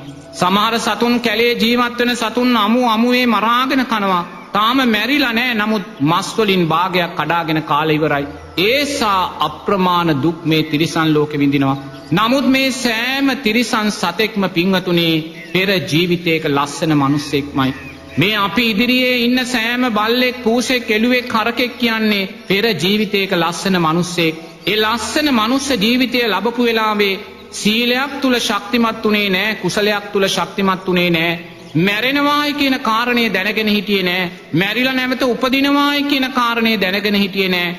ජීවිතය ආස්වාදයක් කොටමයි දැක්කේ. කාලා බීලා විනෝද වෙලා අපි මැරෙමු කියන තැනයි ජීවිතේ දැක්කේ. අන්න මැරෙන වෙලාවේ ගැටෙන සිතෙන් මැරිලා තිරිසන් ලෝකෙට වැටෙනවා. එනම් මේ තිරිසන් ලෝකය කියන්නේ මනුස්ස ලෝකයේම එක්තරා පැතිකඩක් පිංගතුනි. ඒ වගේම പ്രേත ලෝකය ගැන බුදුරජාණන් වහන්සේ දේශනා කරනවා പ്രേතයින්ගේ අකුසල් විපාක වැඩි වෙන්න පිංගතුනි പ്രേතයාගේ විකෘතීන් ගොඩාක් වැඩි. අප්‍රමාණ විකෘතීන් වලට පත් වුණා වූ අප්‍රමාණ പ്രേතයින් ඉන්නවා. සමහර പ്രേතයින් ඉන්නවා ආහාර ටිකක් ගනිද්දි සෙම්සොට ටිකක් ගනිද්දි ඒ പ്രേතයා ගන්න ටික වමනය කරනවා. ලේ වමනය දාමින් ජීවත් වෙන പ്രേතයෝ ඉන්නවා. පෙර ජීවිතේ දානයට අදාළ දුර්වල සිද්ධීන් සිද්ධ කරලා මේ ජීවිතේ පිංගතුනි ආහාරයක් ලබන්න පින නැහැ. පෙර ජීවිතේ සොරකම් කරලා പ്രേත ලෝකෙට වැටුණු പ്രേතයෝ ඉන්නවා. පෙනි තියෙන බත් පිඟානේ പ്രേතයින්ට අතුරුදහන් වෙලා යනවා. පෙනි තියෙන දිය කඩਿੱත්තේ වතුර ටික බොනකොට දිය කඩਿੱත්ත අතුරුදහන් වෙලා යනවා. අනුන්ගේ සැපේ අතුරුදහන් කිරීම නිසා Tamanගේ සැපේ අහිමි වෙලා යනවා පිංගතුනි. ඒ වගේම සමහර പ്രേතයින් කාමයේ වරදවා හැසිරිච්ච പ്രേතයින් ඉන්නවා. මේ මුළු ශරීරෙම කුණු වෙලා වන වෙලයි ජීවත් වෙන්නේ පිංගතුනි. කාමයේ ඉල්ලමින් අනිත් പ്രേතයින් ළඟට යනවා. කිසිම പ്രേතෙක්ගෙන් කාමයේ ලැබෙන්නේ නැහැ. මුළු ජීවිත කාලෙම මරා ගනිමින් ජීවත් වෙන പ്രേතයින් പ്രേත ලෝකේ ඉන්නවා. එනම් මේ සෑම പ്രേතෙක් කියන්නේ පිංගතුනි පෙර ජීවිතේ ලස්සන මිනිස්සෙක්මයි. ඒ වගේම අසුර ලෝකය ගැන කතා කරද්දී අර මහා සාගරයේ ලවණ රසය උපාදානය කරගෙන අවුරුදු ලක්ෂ ගණන් මහා සාගරයේ පීනා කිමිදි ජීවත් වෙන අසුරයෝ ඉන්නවා. ඒ වගේමයි නිරය ගැන කතා කරද්දී නිරයන් 128ක් ගැන බුදුරජාණන් වහන්සේ දේශනා කරනවා. මේ ගින්දර යෝධිය උණු අලු වලින් ගහන වුණා වූ නිරයක් පිළිබඳ සත්වයින් කෝටි ප්‍රකෝටි ගාණක් මේ නිරයන්හි අප්‍රමාණ දුකටපත් වෙනවා. එනම් පිංගතුනි මේ සතර අපා දුකයි අපි දුක කියන කාරණේදී මතු කළ දකින්න ඕනේ. මොකද අපේ ජීවිතේ එක තැනකදී අවසාන චුතිසිත කියන තැනදී අපි අදක්ෂ වුණොත් අපි දුර්වල වුණොත් ඒ දුර්වල වෙන මොහොතේම සතර අපායේ උපතක් අපිට සූදානම් අපි සෝවාන් ඵලයටපත් වෙලා නැත්තම් පිංගතුනි. එහෙනම් මෙන්න මේ භයානක අනතුරු ඔබ නුවණින් දකින්න. මෙන්න මේ දුක කියන කාරණය ඔබ තේරුම් නොගත්ත නිසාමයි මේ දුක කියන කාරණය මතු කර දකින්න අදක්ෂ වූ නිසාමයි පිංගතුනි ඔබ මාර්ගය තුල තාමත් අධෛර්යමත්ව වීරයෙන් තොරව ගමන් කරන්න පිංගතුනි. එනිසා මේ දුක කියන කාරණය අපි තාම මතු කරලා දකින්න නැත්තේ කාගේවත් වරදක් නිසා නෙමේ සද්ධාවේ වරද නිසාමයි පිංගතුනි. තෙරුවන් කෙරේ සද්ධාවේ දුර්වලභාවය නිසාමයි. තෙරුවන් කෙරේ සද්ධාව දුර්වලභාවය සකස් කරන්නේ කවුද? ඔබ තුල සැඟවිලා තියෙන විඥානය නැමැති වදකයාමයි පිංගතුනි. එනිසා මේ විඥානය නැමැති වදකයා ඔබට ආස්වාදය තුල මතු කර පෙන්නනවා මිසක් ආදීනවය දිශාවට ඔබට ගමන් කරන්න දෙන්නේ නැහැ පිංගතුනි. ආදීනවය ගැන කතා කරන කාටද ඒ කතා කරන කෙනාත් බලවත් විවේචනයන්ට ප්‍රහාරයන්ට ලක් කරන දිශාවකට තමයි මේ තමා තුල සැඟවිලා ඉන්න විඥානය කියන මැජික් කරුවා ඔබ ඉස්සරහට අරන් යන්නේ. ඒ නිසා ඔබ නිරේතුරුවම මේ සද්ධාවේ ශක්තිමත්භාවය ඇති කරගෙන මේ දුක කියන සැබෑ ධර්මතාවය සතර අපා දුක තුලින් මතු කරගන්න නම් පින්වතුනි ඔබ තමා තුල මේ සැඟවිලා තියෙන ආස්වාදයට මුල් වුණා වූ මේ විඥානයේ නැමැති වදකයාට ඔබ යටවීම නවත්තන්න සිද්ධ වෙනවා. ඒ නිසා ඔබ මේ වදකයා කියන ආස්වාදයට බැඳෙන්න එපා. ඒ ආස්වාදයේ තුලින් නිරේතුරුවම ඔබ ආදීනවය මතු කර දකින්න දක්ෂ වෙන්නේ ආදීනවයයි ඔබව නිස්සරණය කරා මාර්ගය සකස් කරලා දෙන්නේ. ලෝභ, ද්වේෂ, මෝහ ආදී අකුසල් වැඩෙන ආකාරයට අපි වස්පින්කම් කරන්නේ අපේ මේ අනවබෝධය නිසාම බවයි ස්වාමීන් වහන්සේ පැහැදිලි කරන්නේ. ස්වාමීන් වහන්සේ වස් පොයේදී පුරපසළොස්වක පොයේ දවසේදී තමා මේ වදකයා තමා තුල සැඟවිලා ඉන්න වදකයා Tamanට පෙන්වන ආස්වාදේ පාර තුල ගමන් කරන නිසාමයි අපි ආස්වාදයට අදාළව ලෝභ ද්වේෂ මෝහ අකුසල් වැඩෙන ආකාරයෙන් අපි මේ පින්කම් සිද්ධ කරන්නේ. තරඟකාරීත්වය තුල ගිය පාර කරාට කෙනාට වඩා මං හොඳට කරන්න ඕනේ. ගිය පාර නැට්ටු ආකාරයෝ 10යි හිටියේ මං 20ක් ගේන්න ඕනේ. ගිය පාර 1 හිටියේ මං අලි දෙන්නෙක් ගේන්න ඕනේ. මේ වගේ මේ තරඟකාරීත්වය ලෝභ ද්වේෂ මෝහයන් වැඩෙන ආකාරයෙන් මේ පින්කම් කරා අපිව ගමන් කරවන්නේ කවුද? තමා තුල සකස් වෙලා තියෙන මේ විඥානය කියන වදකයාමයි. එයා මේ ආස්වාදයක් කියලා දකින්නේ මේ ආස්වාදය තුල සකස් වෙන්නේ අකුසල් මූලයක් කියලා දකින්නේ නැහැ. ඒ නිසා අපි නිරේතුරුව දකින්න මේ බුදුරජාණන් වහන්සේ මේ වස් සීලය දේශනා කොට වදාරන්න හේතුණා වූ සැබෑ ධර්මතාවය මොකක්ද කියලා. මොකක්ද හේතුනේ? ස්වභාව ධර්මයයි බුදුරජාණන් වහන්සේට මේ වස් සීලය මේ ආකාරයෙන් දේශනා කරන්න මුල්ුනේ. එතකොට මේ ස්වභාව ධර්මයේ මුල් කරගෙන ස්වභාව ධර්මයේ තුලින් ධර්මය වඩවා දීමේ මාවතක් තමයි බුදුරජාණන් වහන්සේ මේ වස් තුන් මාසය තුල සකස් කළ දීලා තියෙන්නේ. ස්වභාව ධර්මයේ උපයෝගී කරගෙන අවබෝධ ඥානය සකස් කරන ධර්මයක්. ඒ නිසා අපි දක්ෂ වෙන්න ඕනේ නිරේතුරුවම මේ අපි තුල සකස් වෙන මේ වදකයා විඥානය කියන වදකයා ආස්වාදයේ පැත්තට අපි යොමු කරනකොට බුදුරජාණන් වහන්සේ අපිව යොමු කළා වූ නිස්සරණය කියන පැත්තට ආදීනවේ දකිමින් නිස්සරණය කියන පැත්තට යන්න. එතෙන්දි මේ වස් කාලයේ මූලාරම්භයත් එක්ක අපිට මතු කරලා ගන්න පුළුවන් ලස්සනම තැනක් තමයි මේ ධාතු මනසිකාරය කියන එක සතර මහා ධාතුව කියන කාරණය. මොකද මේ වැස්ස කියන්නේ මේ නිරේතුරුව පරිසරයේ සිද්ධ වෙන්නා වූ දේශගුණික කාලෙගුණික ප්‍රශ්නයක්. ඒ නිසා නිරේතුරුව මේ වැස්ස ගැන කතා කරද්දී වැස්ස අරමුණු කරගෙන වැස්ස උපයෝගී කරගෙන බුදුරජාණන් වහන්සේ නිවන් මාර්ගයේ වඩන්න අපිව යොමු කරගද්දී අපිට වඩන්න අපිට ජීවිතයට එකතු කරගන්න පුළුවන් ලස්සනම කාරණයක් ලස්සනම කමඨහනක් තමයි ධාතු මනසිකාරය කියන කාරණය. එනිසා නිරේතුරුවම ඔබ දක්ෂ වෙන්න ඔබ පින්කම් කරන ගමන් ඒ පින්කම් තුලින් විදර්ශනා නුවණත් මතු කරගෙන මේ ගමන ඔබ ශක්තිමත් කරගෙන ඉන්ද්‍රිය ධර්මයන්ගේ ශක්තිය වැඩි කරගන්න. එනිසා නිරේතුරුම ධාතු මනසිකාරයට අදාළව ජීවිතේ දකිද්දී බුදුරජාණන් වහන්සේ සතර මහා ධාතු හැටියට පඨවි ආපෝ තේජෝ වායෝ කියන සතර මහා ධාතුව බුදුරජාණන් වහන්සේ දේශනා කරනවා. ඒ නිසා නිරේතුරුව බුදුරජාණන් වහන්සේ දේශනා කරනවා මේ ආධ්‍යාත්මික පඨවි ධාතුවේ බාහිර පඨවි ධාතුවේ තියෙනා වූ අනිත්‍යභාවය දකින්න කියලා. පඨවි ධාතුව කියලා කිව්වේ මේ ශරීරය තුල තියෙනා වූ තද ස්වභාවයෙන් යුක්ත වූ දේ. ශරීරයේ තියෙනා වූ තද ස්වභාවයෙන් යුක්ත වූ දේ වගේම මේ බාහිර පඨවි ධාතුවේ අනිත්‍යභාවය දකිමින් ජීවත් වෙන්න කියලා බුදුරජාණන් වහන්සේ දේශනා කරනවා. එතකොට නිරේතුරුව පින්වතුල්ලා දැස් දෙක පියාගෙන මොහොතක් මේ ශරීරයේ පඨවි ධාතුවේ අනිත්‍යභාවය දකින්න. මේ කෙස් ලොම් නිය සම් දත් මස් ඇට මේ ඇට මිදුළු මේ සෑම ඔබට අරමුණු වෙන්නා වූ ඔබට දකින්න දක්ෂ වෙන්නා වූ මේ සෑම තද ස්වභාවයෙන් යුක්ත පඨවි ධාතුවේ ඔබ අනිත්‍යභාවය දකින්න. ඒ වගේම ඔබේ ඇසට අරමුණු වෙන්නා වූ මේ ලෝක ධාතුව තුල තියෙන සෑම තද ස්වභාවයෙන් යුක්ත වූ මේ පඨවි ධාතුවේ අනිත්‍යභාවය ඔබ නුවණින් දකින්න. අනිත්‍යභාවයේ නුවණින් දකිමින් පිංගතුනි නිරේතුරුව පඨවි ධාතුවේ අනිත්‍යභාවය කෙරෙහි දකිමින් පඨවි ධාතුව කෙරෙහි කලකිරෙන්න කියලා බුදුරජාණන් වහන්සේ දේශනා කරනවා. ඔබ මුලින්ම පඨවි ධාතුවේ ආධ්‍යාත්මික පඨවි ධාතුවේ අනිත්‍යභාවය දැකලා දෙවනුව බාහිර පඨවි ධාතුවේ අනිත්‍යභාවය දැකලා මේ ආධ්‍යාත්මික පඨවි ධාතුව අවසානයේ මේ බාහිර පඨවි ධාතුවටම එකතු වෙනවායි කියන කාරණේ නුවණින් දකින්න. දැන් ඔබ හිතන්න ඔබට අම්මා කෙනෙක් තාත්තා කෙනෙක් ආච්චි කෙනෙක් සීයා කෙනෙක් හිටියා. ඒ ආච්චිගේ ආධ්‍යාත්මික රූපේ පඨවි ධාතුව ඒ සීයාගේ ආධ්‍යාත්මික රූපයට අදාළ පඨවි ධාතුව මේ මොහොතේ බාහිර පඨවි ධාතුවට එකතු වෙලා පස් දූවිලි බවට පත් වෙලායි තියෙන පිංගතුනි. ඒ පස දූවිලි පොහොර කරගෙන ගස් කොළන් වැඩිලා පළ වැඩිලා මේ ආධ්‍යාත්මික පඨවි ධාතුව බාහිර පඨවි ධාතුවට එක් කරලා දකින්න පිංගතුනි. ඒ වගේම පින්වත් ඔබ මොහොතක් දැස් දෙක පියාගෙන මේ පඨවි මානසිකාරයට මොහොතක් සමවදින්න. ඒ පඨවි මානසිකාරයට මොහොතක් සමවදිද්දී ඔබ ඔබේ කය ඝනභාවයට පත් කරලා මොහොතක් දකින්න. පඨවිය කරලා මොහොතක් දකින්න. ඔබට අරමුණු වෙන්නා වූ මේ ඔබ ඉන්නා වූ කුටිය තද ස්වභාවයේ ගලක් බවට පත් කරලා ලෝකයේ කුටිය දකින්න. ඊට පස්සේ ඔබ මේ ඉන්නා වූ ගම එකම ගලක් තද ස්වභාවයක් කරලා ඔබ නුවණින් දකින්න. ඊට පස්සේ ඔබ මේ මුළු රටම එකම කළු ගලක් බවට පත් කරලා තද ස්වභාවයෙන් පටවියක් බවට පත් කරලා දකින්න. ඊළඟට ඔබ මේ මුළු ලෝකයම එකම කළු ගලක් තද ස්වභාවයට පත් කළ පටවි ධාතුවක් හැටියට දකින්න. ඊළඟට මේ සියලුම දිව්‍යතල බ්‍රහ්මතල එක මොහොතක් ඔබ තද කළු ගලක් බවට පටවියක් බවට පත් කරලා දකින්න. එහෙනම් මේ මුළු අධ්‍යාත්මික බාහිර පටවි ධාතුව නිට්ටය වූ පටවි ධාතුවක්ද අනිත්‍ය වූ පටවි ධාතුවක්ද? අතීතයේ යම් දවසක් තිබ්බ කල්ප විනාශය සිද්ධ වෙන දවසේ සියලුම ඇලදොල ගංගා හිඳිලා මහා සාගරය සම්පූර්ණයෙන්ම හිඳිලා මහා සාගරයේ දිය බිඳුවක් නැති වෙන තරමට හිඳුන දවසේ මේ මුළු ලෝකෙම එකම පටවි ධාතුවක් බවට පත් වුණා. මේ මුළු ලෝකෙම පටවි ධාතුවේ ක්‍රියාකාරීත්වය 99% දක්වා ඉහළ ගියා. කොතනකවත් ජල බිඳුවක් ආපෝ ධාතුවක් නැහැ.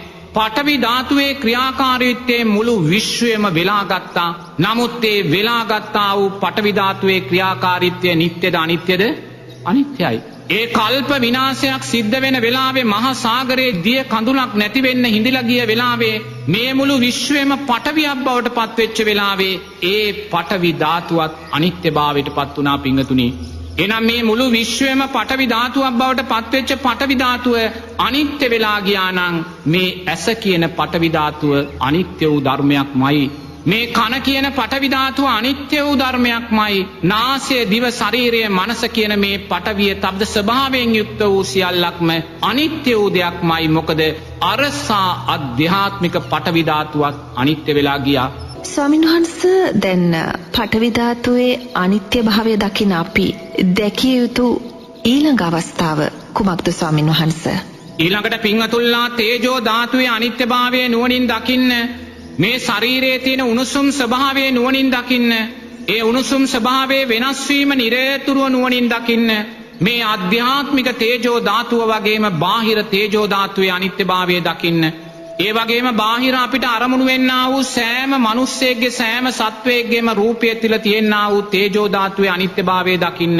මේ පරිසරය තුලින් සකස් වෙන්නා වූ මේ තේජෝ ධාතුවේ අනිත්‍යභාවය දකින්න. අනිත්‍යභාවය දකිමින් නිරේතුරුව මේ අධ්‍යාත්මික රූපය තුල සකස් වෙන්නා වූ තේජෝ ධාතුවත් බාහිර තේජෝ ධාතුවත් අනිත්‍යභාවයට පත්වෙන හැටි නුවණින් දකින්න.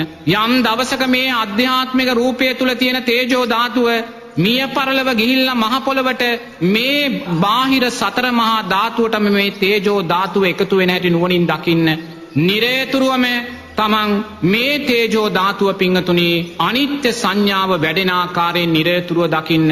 එතන දැකලා තේජෝ මානසිකාරයට සමවදින්න. දැස් දෙක පියාගෙන ඔබ මොහොතක් මනසින් මේ ශරීරයේ උෂ්ණත්වය වැඩි කරගන්න. ඔබ දන්නවා ඔබ උණ ගැනුන වෙලාවට ඔබේ උෂ්ණත්වය අංශක 100ට ඔය වගේ ප්‍රමාණයට වැඩි වෙනවා. මේ වගේ ඔබ උණ ගැනුන වෙලාවට ශරීරයේ තියෙන උෂ්ණත්වය ඔබ මනසින් ඇති කරගන්න. මනසින් ඇති කරගෙන ක්‍රමානුකූලව මනසින් ශරීරයේ උෂ්ණත්වය වැඩි කරගන්න. මේ ශරීරය ඔබ ගිනි ගන්නා ගන්න. දැන් මනසින් මේ දේ කරන්නේ දැන් තමන්ගේ ශරීරය තමන් ගිනි ඇවිලෙනවා තමන් දකිනවා. මේ ගිනි ඇවිලෙන ගින්නකින් මේ කුටිය ඔබ ගිනි අවුලෝ ගන්න. දැන් ඔබත් මේ කුටියත් දෙකම ධාතු මානසිකාරයට ඔබ ලක් කරලා මේ දෙකම දැන් මනසින් ගිනි ගන්නවා. ඊළඟට මේ ගින්න ඔබ මේ ගම පුරා පතුරවන්න. ඊළඟට ඒ ගින්න නගරය පුරා පතුරවන්න. ඊළඟට මේ මුළු මනුස්ස ලෝකෙම එකම ගිනි ජාලාවක් කරලා දකින්න. ඊළඟට ඒ ගිනි ජාලාව තුලින් දිව්‍ය බ්‍රහ්මතල ගිනි ගන්නවා දකින්න. මේ මුළු විශ්වයම එකම තේජෝ ධාතුවක් බවට පත් කරලා දකින්න. මේ මුළු විශ්වයම මේ අධ්‍යාත්මික රූපයත් බාහිර රූපේ තේජෝ ධාතුව මේ මුළු විශ්වයම තේජෝ ධාතුවක් බවට පත් කරලා දකිද්දී ඒ තේජෝ ධාතුව නිට්ටයද අනිත්‍යද? අනිත්‍යයි. මොකද අතීතයේ කල්ප විනාශයක් සිද්ධ වෙච්ච වෙලාවේ 7 වෙනි ඉර පායපු වෙලාවේ මේ මුළු විශ්වයම එකම ගිනි ජාලාවක් බවට පත් වුණා. මේ මුළු විශ්වයේ සෑම අඟලක්ම එකම ගිනි ජාලාවක් බවට පත් වුණා. දිව්‍ය තලපවායේ ගින්නට අසුණා. යොදුන් 84000ක් උස මහා මේරුව ගිනි අරගෙන මහ පොළොවට කඩා වැටුණා. එකම ගිනි ජාලාවකින් එකම තේජෝ ධාතුවකින් මුළු විශ්වයම පිරීලා ගියා පිංගතුනි. ඒ තේජෝ ධාතුව නිට්ටය වුණාද අනිත්‍ය වුණාද? අනිත්‍ය වුණා. අතීතයේ කල්ප විනාශ දසදහස් ගානකදී මේ මුළු විශ්වයම එකම තේජෝ ධාතුවකින් තේජෝ ධාතුවේ ක්‍රියාකාරීත්වයෙන් පිරී ඉතිරිලා තේජෝ ධාතුවේ ආධිපත්‍යයට ලත වුණත් ඒ ආධිපත්‍යයත් අනිත්‍යභාවයට පත් වුණා පිංගතුනි. මුළු විශ්වයම තේජෝ ධාතුවේ ආධිපත්‍යයට පත් වෙලා එකම ගිනි ජාලාවක් බවට පත් වුණ තේජෝ ධාතුවත් අනිත්‍ය වෙලා ගියා නම් මේ මොහොතේ ඔබ අංශක 100ට ඔබේ තියෙන ඔය උණ ගැනීම නිසා සකස් වුණා වූ තේජෝ ධාතුව නිට්ටය වේද අනිත්‍ය වේද? අනිත්‍යයි.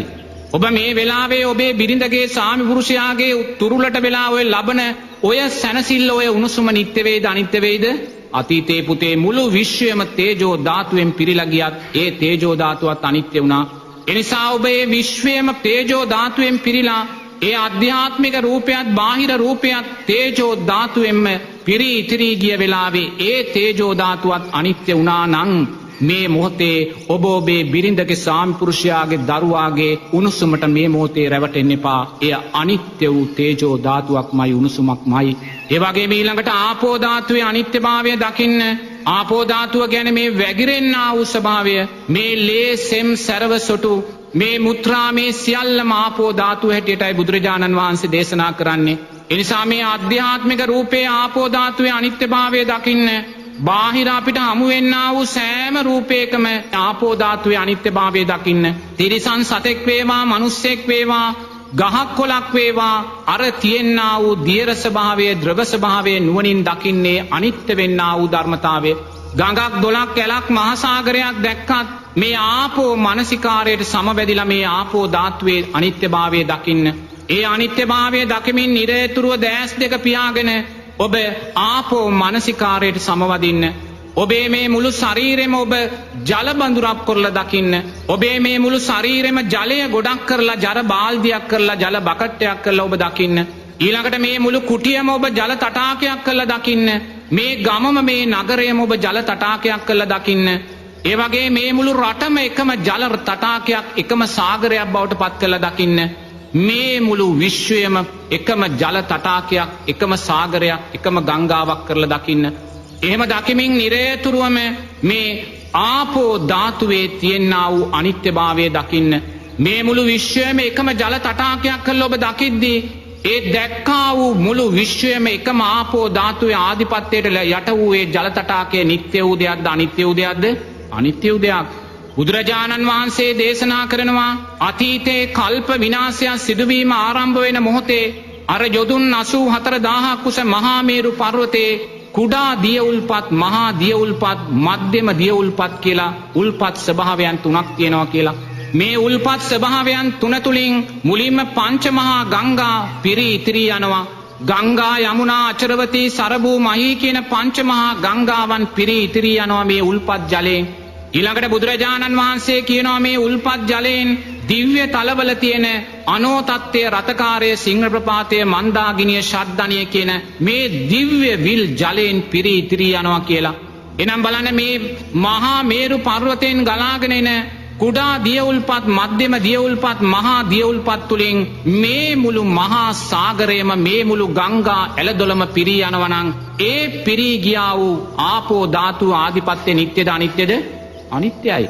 මොකද අතීතයේ යම් දවසක් එනවා මේ ලෝක ධාතුවේ තුල තියෙන සෑම ඇලක්, දොලක්, ගංගාවක්, මහා සාගරයක්ම හිඳිලා යන්නා වූ දවසක් එනවා. එනම් මේ මොහොතේ මහා සාගරයක් හිඳිලා වැලි තලාවක් වෙනවා නම්, පංච මහා ගංගාවන් හිඳිලා වැලි තලාවක් වෙනවා නම් මේ මොහොතේ මේ ඔබේ අධ්‍යාත්මික ආපෝ ධාතුව මේ දියර ස්වභාවය නිට්ටය වේද, අනිත්‍ය වේද? මහා සාගරයත් අනිත්‍ය වුණා. මහා සාගරයත් වැලි තලාවක් බවට පත් වුණා නම් ඔබේ ජීවිතේ මේ මොහොතේ මේ දවසට වතුර ලීටර් 3ක් බීලා ඔබ ඇති කරගන්න මේ ආපෝ ධාතුවේ ශක්තිය නිට්ටය වේද, අනිත්‍ය වේද? අනිත්‍ය වෙනවා. ඔබ මේ මොහොතේ රසකල බීම වීදුරුවක් බීලා, කූල් කරපු බීම වීදුරුවක් බීලා, තැඹිලි ගෙඩියක් වළඳලා ඔබ ඇති කරගන්න මේ ආපෝ ධාතුවේ ක්‍රියාකාරීත්වය නිට්ටය වේද, අනිත්‍ය වේද? මහා සාගරෙත් හිඳිලා ගියා, අනිත්‍ය වුණා. පංච මහා ගංගාත් අනිත්‍ය වුණා. යොදුන් 84000ක් උස මහා මේරුවේ සියලු දිය උල්පත් අනිත්‍ය වුණා. දෙවියන්, කාම ඡන්දයන් විදින පංච මහා විලුත් අනිත්‍යභාවයට පත් වුණා. එනිසා නිරේතුරුවම ඔබ මේ ආපෝ ධාතුවේ අධ්‍යාත්මික ආපෝ ධාතුවත් බාහිර ආපෝ ධාතුවේ අනිත්‍යභාවය දකිමින් මේ ආපෝ මානසිකාරයට සමවැදිලා මේ මුළු විශ්වයේම ආපෝ ධාතුවේ ක්‍රියාකාරීත්වයට යට කරලා ඒ ක්‍රියාකාරීත්වයත් අනිත්‍යයි කියලා දකින්න. ඊළඟට බුදුරජාණන් වහන්සේ වායෝ ධාතුව දේශනා කරනවා. මේ අධ්‍යාත්මික වායෝ ධාතුව කියන්නේ මේ ශරීරය තුල ක්‍රියාත්මක වෙන වාත ස්වභාවයන්, වායු ස්වභාවයන්. ඔබ නුවණින් දකින්න කොයිසා වායු ස්වභාවයන් මේ ශරීරය තුල ක්‍රියාත්මක වෙනවාද කියලා. ආශ්වාස ප්‍රාශ්වාසයේදී, ආහාර ජීර්ණයේදී, මල පහ පහවීමේදී, ලේ ගමනාගමනයේදී මේ සෑම ක්‍රියාකාරීත්වයකම පින්වතුනි වායෝ ධාතුවේ ක්‍රියාකාරීත්වයක්මයි. ඒ නිසා මේ වායෝ ධාතුවේ ක්‍රියාකාරීත්වය නිට්ටයද, අනිත්‍යද? අනිත්‍යයි. එනම් මේ ආධ්‍යාත්මික වායෝ ධාතුවේ ක්‍රියාකාරීත්වයේ අනිත්‍යභාවය වගේම බාහිර වායෝ ධාතුවේ ක්‍රියාකාරීත්වයේ අනිත්‍යභාවය දකින්න. ඔබට අරමුණු වෙන සෑම රූපයකම බාහිර වායෝ ධාතුවේ අනිත්‍ය බව දකින්න. ඒ වගේම අරමුණු වෙන්නා වූ සෑම ස්වභාව ධර්මයට අදාළ වාත ස්වභාවයකදීම මේ වායෝ ධාතුවේ අනිත්‍යභාවය දකින්න. අනිත්‍යභාවය දකිමින් ඔබ දැස් දෙක පියාගෙන වායෝ මනසිකාරයට සමවදින්න. ඒ වායෝ මානසිකාරයට සමවැදිද්දී ඔබ දැස් දෙක පියාගෙන ඔබේ මේ මුළු ජීවිතේම සුළඟක් කරලා දකින්න. ඔබේ මේ මුළු ජීවිතේම වාතයක් සුළඟක් කරලා දකින්න. දැන් ඔබ දකින්නේ ඔබේ රූපය නෙමේ, මෙතන තියෙන සුළඟක් කරලායි ඔබ දකින්නේ. වායුවක් කරලායි ඔබ දකින්නේ. ඊට පස්සේ ඔබ මේ මුළු කුටියම වායුවක් කරලා සුළඟක් කරලා දකින්න. ඊළඟට ඔබ මේ ගමම එකම සුළං රොදක් කරලා දකින්න. ඊළඟට ඔබ මේ මුළු නගරයම එකම සුළං රොදක් කරලා දකින්න. දැන් ඔබ නගරයේ ගෙවල් දොරවල් දකින්නේ නැහැ. එකම සුළි සුළඟක් බවටයි ඔබ දකින්නේ. ඊළඟට ඔබ මුළු මේ රටම එකම සුළි සුළඟක් කරලා දකින්න. මේ මුළු මනුස්ස ලෝකයේම එකම සුළි සුළඟක් කරලා දකින්න. ඊළඟට මේ මුළු දිව්‍යතල බ්‍රහ්මතල පවා එකම වායුවක් එකම සුළි සුළඟක් කරලා දකින්න. අන්න වායෝ ධාතුව වායෝ මානසිකාරයට මුළු විශ්වයම යටපත් කරගෙන වායෝ මානසිකාරය තුල මොහොතක් ජීවත් වෙන්න. දැස් දෙක පියාගෙන මුළු විශ්වයම එකම සුලන් රොදක් කරලා එකම වාතය ගොන්නක් කරලා ඔබ දැස් දෙක පියාගෙන සුලන් රොදේ අනිත්‍යභාවය දකින්න. ඒ මුළු විශ්වයම වායෝ ධාතුවක් බවට පත් වෙලා ඒ වායෝ ධාතුව නිට්ටයද අනිත්‍යද? අනිත්‍යයි. බුදුරජාණන් වහන්සේ දේශනා කරනවා කල්ප විනාශයක් සිද්ධ වෙන වෙලාවේ අර 6 වෙනි ඉර පායපු වෙලාවේ මහා මේරුව 4 වටෙන්ම දුන් දාන්න පටන් ගන්නවා කියලා පින්වතුනි. මහා මේරුව 4 වටෙන්ම දුන් දාන්න පටන් අරගෙන මේ මුළු විශ්වයම දුමෙන් වැහිලා යනවා කියනවා. දුමෙන් මුළු විශ්වයම වැහිලා යනවා කියනවා. දිව්‍ය තලපවා දුමෙන් වැහිලා යනවා කියනවා පින්වතුනි. කෙනෙකුට සත්වයකට තව සත්වයක් පේන්නේ නැහැ. මුළු විශ්වයම මුළු පෘථිවියම එකම දුමෙන් වැහුණා වූ වායෝ ධාතුවේ අධික්‍රියාකාරීත්වයට ලක් වෙනවා. එදා ඒ මුළු දුමෙන් වැහුණා වූ වායෝ ධාතුවේ ක්‍රියාකාරීත්වය නිට්ටයද අනිත්‍යද? අනිත්‍යයි. මුළු විශ්වයම එකම දුමකින් වැහිලා ගියා වූ වායෝ ධාතුවත් අනිත්‍ය වුණා නම් මේ මොහොතේ ඔබේ මේ ශරීරයේ ක්‍රියාත්මක වෙන වායෝ ධාතුව නිට්ටය වේද අනිත්‍ය වේද? එහෙනම් මේ වායෝ ධාතුවට ඔබ බැඳෙන්න එපා. එනිසා නිරේතුරුවම බුදුරජාණන් වහන්සේ මේ උතුම් වස් කාලය දේශනා කරන්නේ මේ ස්වභාව ධර්මය මුල් කරගෙන ඔබව චතුරාර්ය සත්‍ය දෙසට යොමු කරන්න. මේ වැස්ස කියන කාරණය මේ සතර මහා ධාතුව කියන කාරණය මුල් කරගෙන ඔබව මේ ධර්මාබෝධය දෙසට යොමු කරන්න පින්වතුනි. එනිසා පින්වතුන්ලා දක්ෂ වෙන්න. අතීත සංසාරයේ සම්මා සම්බුද්ධ ශාසන ලක්ෂ ගානක උපදිලා බුදුරජාණන් වහන්සේ දේශනා කරනවා ඔබ කළා වූ කටින පින්කම් වලදී ඔබ පූජා කළා වූ චීවර එක ගොඩක් ගැහුවොත් ගිජ්ජකූට පර්වතයට වඩා විශාලයි කියලා පින්වතුනි. ඔබ අතීතේ පටිච්ච සමුප්පන්නව ඉපදුන වෙලාවේ ඔබ කටින පින්කම් වලදී දන් පූජා කරපුවා එක ගොඩක් ගැහුවොත් එය ගිජ්ජකූට පර්වතයට වඩා විශාලයි කියනවා පින්වතුනි. එහෙනම් සංසාරයක් පුරාවට අපි පිනට අදාළ කුසලයට අදාළ ධර්මයන් මෙච්චර පරිපූර්ණ කරලා තියෙනවා. ඒ සියල්ල පරිපූර්ණ කළත් බුදුරජාණන් වහන්සේ බලාපොරොත්තු වුණා වූ විදර්ශනා නුවණට අදාළ ධර්මයන් අපි ජීවිතය තුළින් සාක්ෂාත් කරගත්තේ නැහැ පින්වතුනි. ඒ නිසා පින්වතුන්ලා දක්ෂ වෙන්න.